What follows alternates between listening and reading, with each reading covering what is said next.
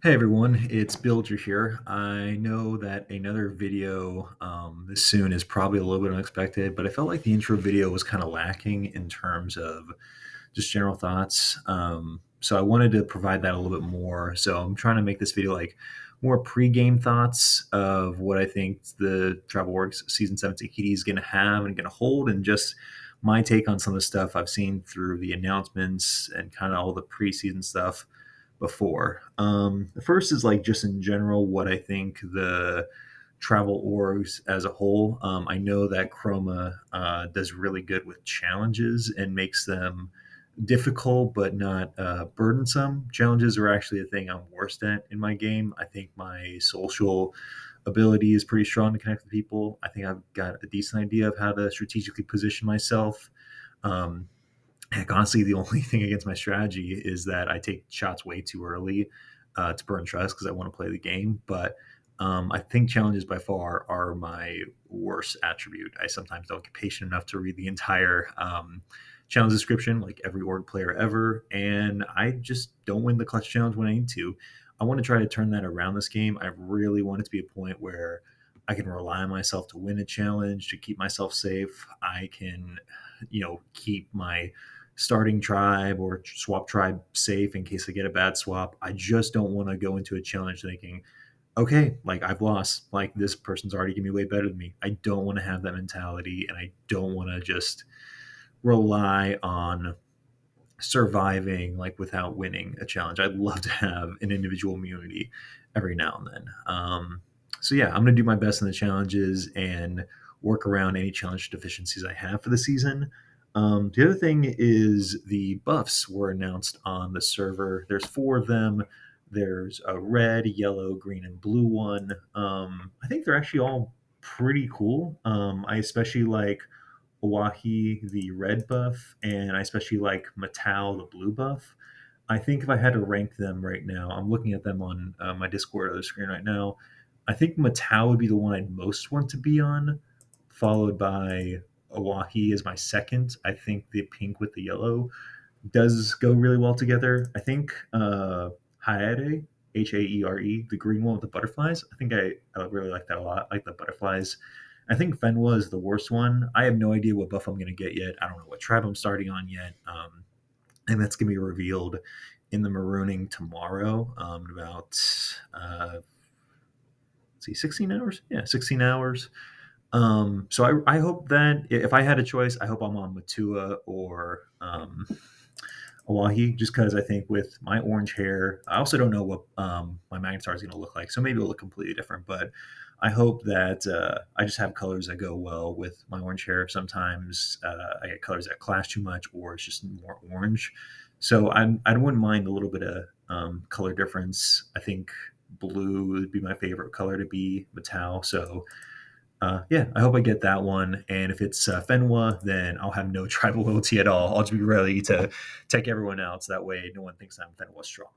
Um, that goes into the tribe divisions. What we got for the season. Another announcement that was listed was that, according to a post, that this is the most competitive casting pool we have ever had. Had our largest and strongest applicant pool ever this season, and we cut around 50% of our applicants. So the fact that they've cut 50% of applicants and that there's four tribes in theory leads me to believe that we're looking at maybe like 20 or 24 cast members. And that means the applicant pool is probably something like almost 40 if it was 20 people, or almost 50 if it was 24 people. I kind of hope that I'm debating between like, do I want 20 people? In that case, it's might be smaller tribes to start off with, four tribes of five, but fewer people to go through, or would I want 24, which four tribes of six, a little bit more space to hide in the beginning of the game. But there's just so many more people to go through. There's going to have to be double elimination or even triple elimination rounds that are going to be stressful. I'm also of the belief that maybe those four buffs are just the buffs for the pre-merge tribes, and not necessarily the starting tribes. Like there could be two starters, and then they swap into the two others. I would actually be surprised and impressed if that was the twist.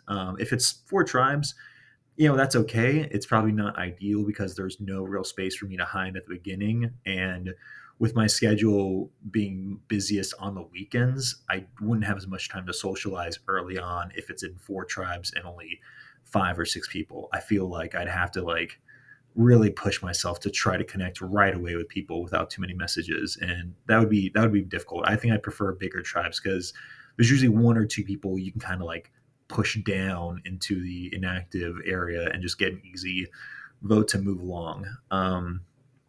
So yeah, that's the other thing is that my activity level for this weekend may not be high, so I really need me and my tribe to win the first challenge, whatever that is, or just be immune from it. I don't care if we get first. I just don't want to go. Game wise, you don't want to make a decision that early on. It's better if like people who you never met just get eliminated pre-merge. That's always a good move in Survivor. So there's no blood on your hands and that there's no love lost between all the divisions, and that all the other people usually have like some blood on their hands. Um, so yeah, I hope that's the case because I know in the weeks I'm able to, pick it up not only activity wise for the confessional, but activity wise for the game. And I'm definitely not gonna be able to do that for the weekends or even like for the Christmas trips when I'm going to visit my family. But yeah, the only other thing to mention is like what I think my placement's gonna be.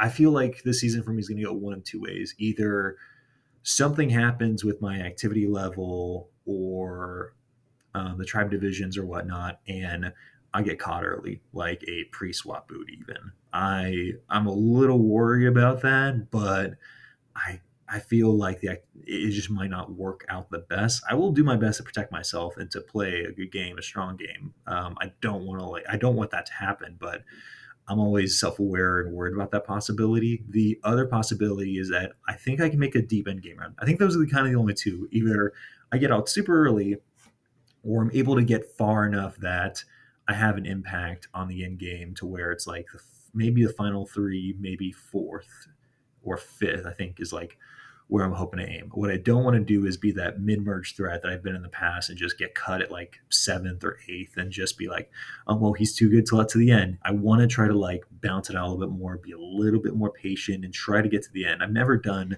FTC for a long term. I want to speed an FTC, but I've never done an FTC for long term, and I think that's something I want to accomplish this season. But yeah, those are my main thoughts. I want to do well in challenges. I want to try to get to the end and do an FTC, maybe go through rites of passage. And yeah, I hope I get on certain buffs and certain tribes. Other than that, I'm looking forward to the season. It's starting up in like less than 16 hours. So, hey, I'll see you soon.